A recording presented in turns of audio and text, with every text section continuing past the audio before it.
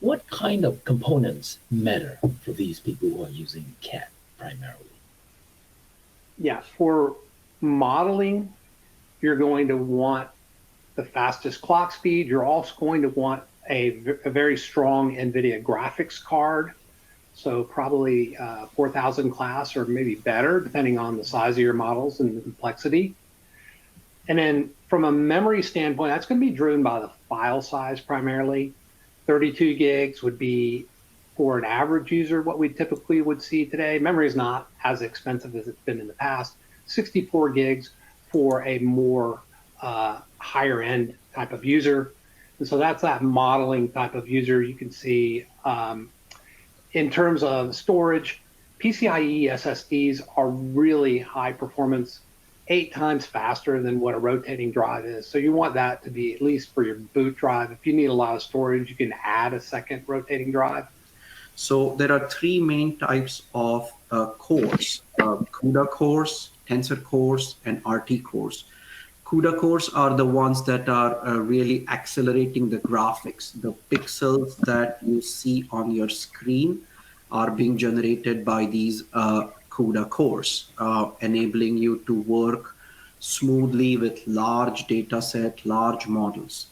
Tensor cores is what is accelerating the AI, machine learning type of workflows. A lot of these tools are now being integrated in CAD applications, rendering and visualization applications. So these are the ones that are accelerated by the tensor cores. And RT cores are the ray tracing cores, right?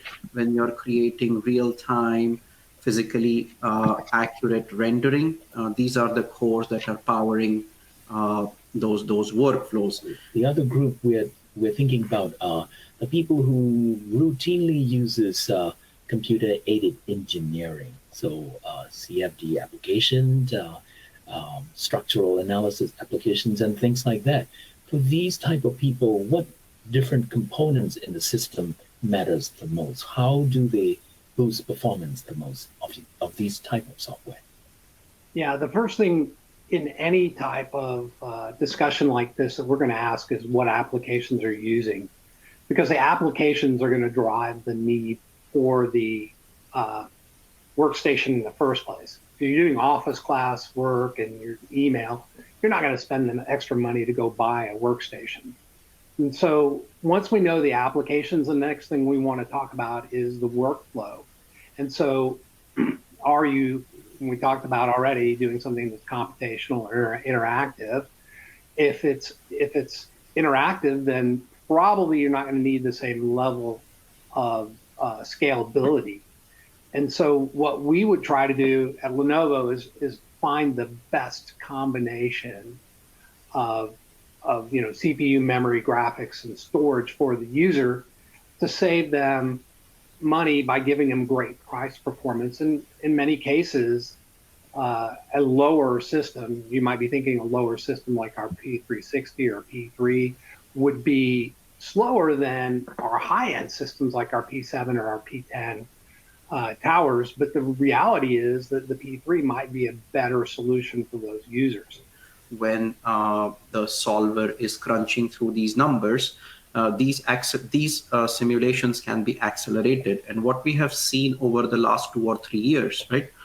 A lot of these ISVs like ANSYS, Siemens, Dassault Systems, they are coming up with GPU native solvers. Remember that all of these applications, right, when they came into existence, they were all CPU based. And then there are some limitations in terms of runtimes and such when you're running on CPUs. But what these GPU native solvers have enabled is 5, 10, 20 times speed ups over CPUs when you're running structural simulations, or CFD particularly has seen a lot of developments in terms of GPU acceleration.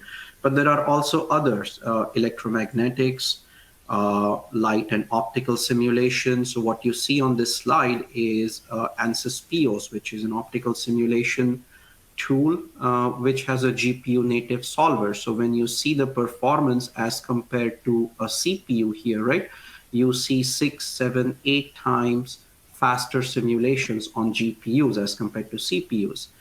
One of the things that we've been doing is working with Omniverse. In fact, our P10, P7 were developed in Omniverse. We actually have a tool because it's a fairly heavy, big system, you know, with 4 double wide graphics cards and 120 cores in it. You'd imagine it's a fairly robust system. And so rather than carry that to users, we actually have an Omniverse digital twin of it that we can walk people through. They can see exactly what it looks like without having to bring it into customers' offices.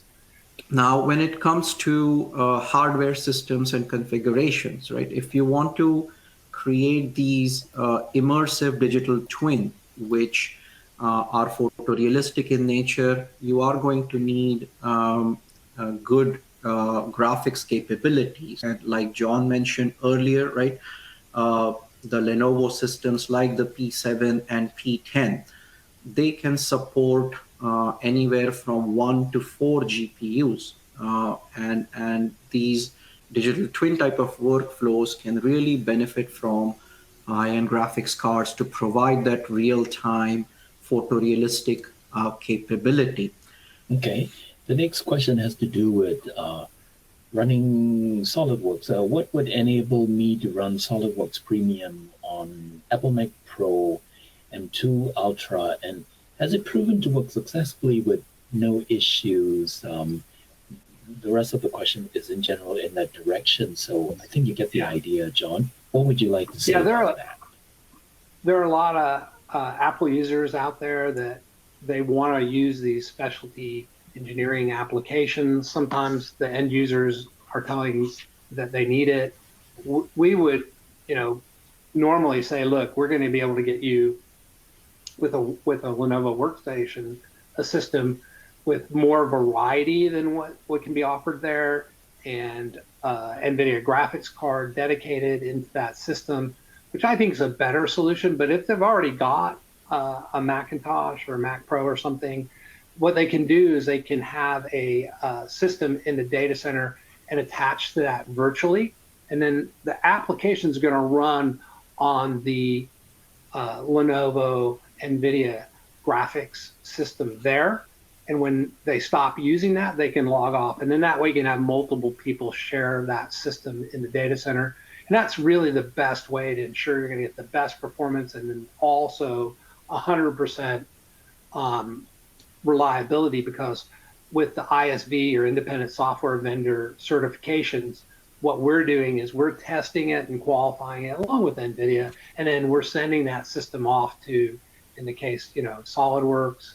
They're making sure it works, they're certifying it, and if anything goes wrong, which is very unlikely, we're going to get it resolved.